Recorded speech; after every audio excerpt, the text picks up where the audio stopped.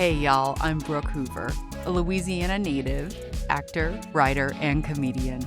I've lost 100 pounds through diet and exercise, or shall I say, lifestyle changes. My 20-year and counting health journey has taught me that just like taking a diet pill for weight loss, body positivity doesn't magically happen overnight.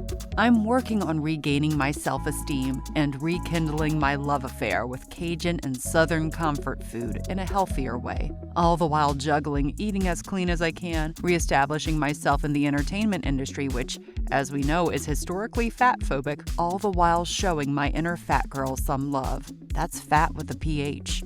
Pretty hot and tempting. Let me tell y'all a tale or two. November.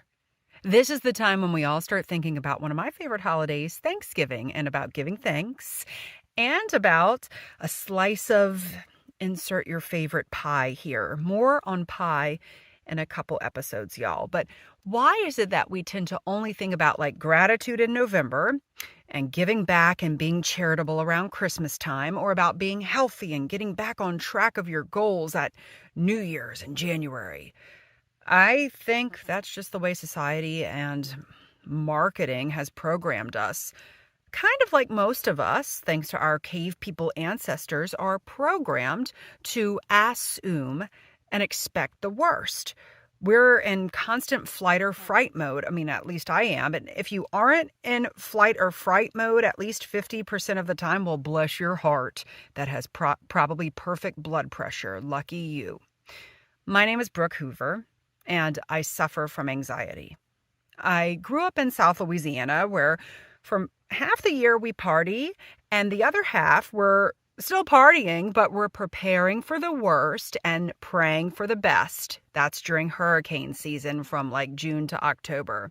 I also come from a long line of self-proclaimed worrywarts, and being in a creative and freelance business where I honestly don't feel like I have much control over my life, I feel like I have to amp up my anxiety in order to have some sort of false sense of control or to have the reins. So I get anxiety honest, as my dad, Hoover Bob, would say.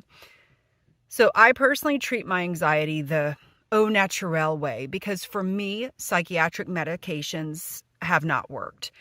And let's pause, y'all. So we haven't talked a lot about mental health specifically in this here podcast, though I hope we all understand that my underlying theme of body positivity and self-talk do obviously go hand in hand with mental health. And over the past couple months, I've had to take some mental health breaks. And as we know, if y'all listened to it about 4 episodes ago, I about had an emotional breakdown. So I think it's time we pop the pimple, and I hope we get to the core of it, because that's the fun part, and we just talk it out. So, anxiety. We are programmed to worry because that's how our cave people ancestors operated. And hey, it worked for them to be able to run away from a saber-toothed tiger and run towards like paleo food. But it doesn't serve us well in 2022 to freak out because we have so many little and big everyday stressors. There's a lot of stressors today in this day and age, much more actually than our ancestors like Gar and Ugg had to deal with, I'm sure. Their stressors were big and huge and maybe not as many, whereas ours in 2022 span the gamut. So me personally, I am working on handling my anxiety with a little cocktail of CBD oil, kava kava tea, some homeopathy by Boiron for stress relief, meditation, crystals, and acupuncture. But honestly, when those don't work, and oftentimes none of those work in the moment when anxiety is in full effect. Anxiety in full effect. Anxiety in full effect. Isn't that like a song where they say somebody's name and then they're in full effect? What has started working for me, or what I'm working on to work with my anxiety and my anxiety attacks, is focusing on gratitude when anxiety starts rearing its fugly head, because she is fugly. So hear me out, y'all. There's something called the emotional guidance scale. And if you're fans and followers of peeps like Abraham Hicks or Gabby Bernstein, you may have heard of it. So grief and despair are at the lowest on the emotional guidance scale. They're a level 22. So actually, the lower you go in numbers, the higher vibration and therefore the better feeling emotion is achieved. So if grief and despair are at a level 22, joy and appreciation are a level 1. That's optimal. Overwhelm is kind of in the middle at a level 11. Frustration and irritation are at a level 10. So in a nutshell, grief and despair are the lowest of the low, and we want to be out of that. But you can't go from like a level 22 to a level 1 right away. As the late, great Debbie Ford used to say, you can't put ice cream on top of poop. But you can go from one level to the next level, step by step, higher vibration to higher vibration, little by little. So while overwhelm and frustration and irritation are crappy feelings, and that's where my anxiety spends most of her life, it's still higher on the emotional scale than utter despair. That's what I tell myself, number one, when I'm feeling anxious. Y'all feeling me so far? But we want to work towards a level 1, which is joy and appreciation. It can't always be attained, right? We're not always going to be in that state unless you're like a monk, maybe. And I think monks even have hard days, right? Or hard moments. I mean, it's just not realistic. I mean, actually, maybe that level of joy and appreciation is attainable to like our cave ancestors, Gar and Ugg, while eating saber-toothed tiger pate. But in a nutshell, what I'm saying, what's the best way to get out of an anxiety trap? Because that's what it is, a trap, a spiral, a tornado, a prison. The best way to stop worrying about what if is to start being grateful for what is. At least that's what I'm telling myself, and that's what I'm currently working on. So, for example, if you're stressing out like over your car giving you transmission problems, I mean, I'm not saying to say to yourself, my car is wonderful. I'm so grateful for my car. Because right in that moment of anxiety, of being mad about your car and the transmission situation, it's going to be hard and nearly impossible to completely flip switch it to being grateful for something that's giving you stress and anxiety in the first place. So instead, maybe while you're stressing about your transmission giving you a hard time, you're having a really good cup of coffee with chicory. And you could say, hey, I'm grateful for this coffee with chicory. Doesn't make your transmission better, but it makes that loophole of wanting to feel anxious and utterly despairing about your transmission and going from your transmission to other things in your life that you fear will go wrong. Just focus on the moment, ground yourself with gratitude. All right, like, let's be honest, y'all, that's kind of a lame example. I'll be more vulnerable with y'all. So if you're having anxiety, say about like your acting career and what the hell you're doing with your life and maybe going through a midlife crisis, it's hard to be like, I'm grateful for my career and my life, because it feels fake. But you, and by you I mean me, can be grateful for something very small and specific and different to what you're worrying about, such as, I am grateful that there are less lantern flies in my backyard than there were in August. Like, that is the truth. Or like, let's apply that to weight loss, because there's a whole thing about weight loss and being grateful for your body in order to lose weight. But wait, that seems like an oxymoron, right? They say, bless your body, be grateful for your body. Hell, y'all, I felt so fake when I was heavier than I am now. And as I say, a fatty gill, to say stuff like, I bless my beautiful stomach and I touch it and I give it love and I'm so grateful for it. Because it feels phony, right? I didn't feel it in my soul. It felt fake, and then I felt worse about being fake. I didn't feel more grateful. I felt more pissed off. So instead of saying stuff like, I feel grateful for my stomach, I would say stuff like, while I may not love my stomach, I love that I poop regularly. My body is healthy because I poop regularly. Or I have pretty decent legs. Or I can African dance with the best of them. And when I'm having bad body image issues these days, I'll focus on the fact that, hey, at least my herniated discs aren't bothering me and that I can dance to Ghostbusters to entertain my dogs Annie and Archer. Anything that feels real to us, that feels grounding to us, because the things we feel anxious about can feel oh so real. Like they're so real. We're so anxious about them. They're so real. They're going to happen. They're happening right now. They're horrible. We need to take ourselves out of that cycle of anxiety and stop beating ourselves up and being crappy to ourselves. That's not the way to go, right? We all know that word. So I acknowledge that we are programmed to expect the worst and prepare for disaster. I definitely am. But then I tell myself, I'm also programmed to be thankful because ever since I was a little kid, Mama always taught me to show appreciation and gratitude to people. So, for example, as soon as I received a gift, Mama taught me to write an artistic and creative and personal thank you note.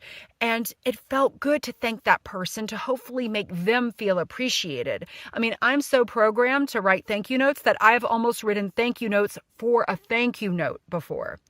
So, while we can say our cave people programmed us to be negative and fearful and ready for battle, we also do have compassion and gratitude built underneath all these layers as well. We just have to dig for it. Something I've been learning lately is that oftentimes we aren't grateful for something until it's gone or not existent in the moment. And we spend the rest of those moments wondering about the what if, all the negative stuff, instead of just being in the moment and being grateful for what is. And then in those moments that are really shitty, you're like, damn, I spent so much time worrying about so many horrible things when I wish I could just go back to that moment and just have been grateful for it. So something that I have not taken for granted, something that I'm incredibly grateful for since like the early 90s is running water. So every time I take a bath or a shower, I am super grateful. No matter how bad my anxiety can be, I can always revert back to being grateful for something as what we in the Western world think is simple and easy as running water. So case in point, at our house in the Smoky Mountains of North Carolina, we got well water from a creek.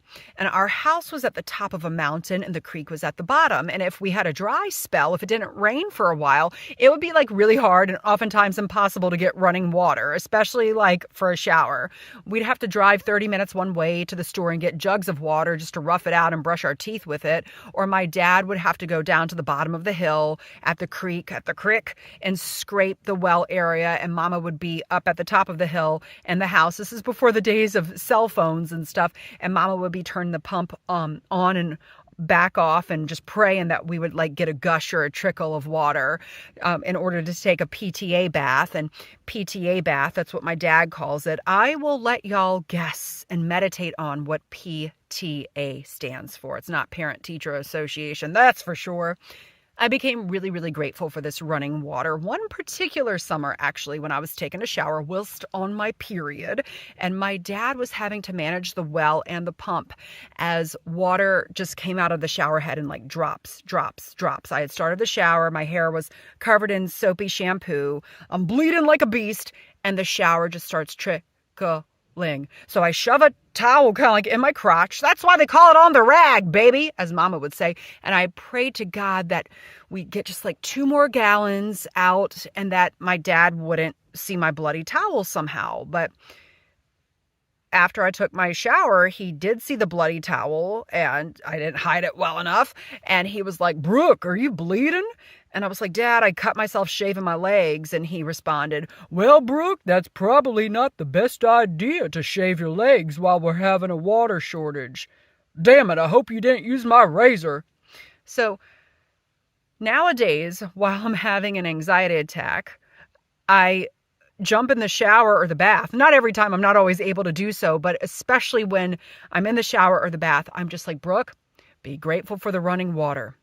While I was experiencing that moment, though, in the 90s when I was 16 years old in North Carolina, the last thing I was thankful for was running water because it was not running at the moment. Follow me?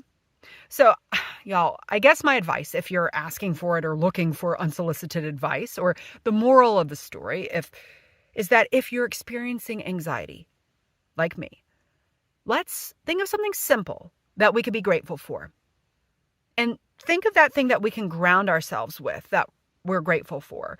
Usually animals, coffee or tea, running water. That does the trick. And remember, gratitude is being thankful for what does exist.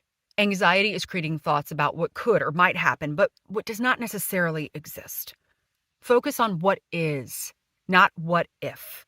Not just this November while we're working on gratitude, but every day of the year or every time you experience anxiety. And on the note of gratitude, I'm really grateful for y'all. According to my Anchor platform where I launch this podcast or host this podcast, I guess we shall say, my audience as of November 2022, when I'm recording this, is small, but according to me, we may be small, but we're mighty. I appreciate y'all so much. Y'all keep on keeping on, and I'm grateful. I'm grateful for y'all even more than I'm grateful for running water.